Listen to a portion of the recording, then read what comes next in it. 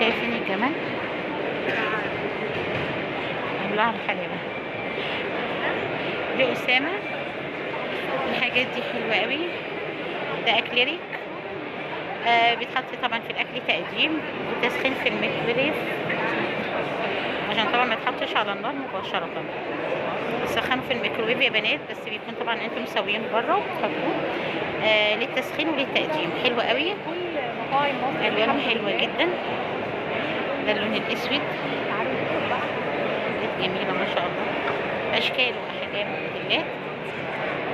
في كمان اللون التاني بتاعه. الاسعار تقريبا ايه تتراوح من ايه؟ الاطباق دي مثلا كده 250، والبولات الصغيره دي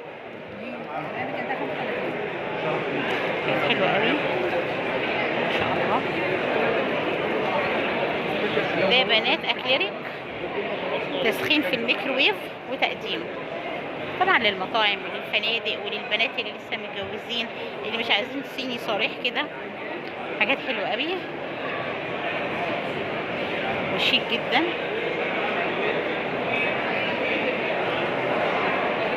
شايفين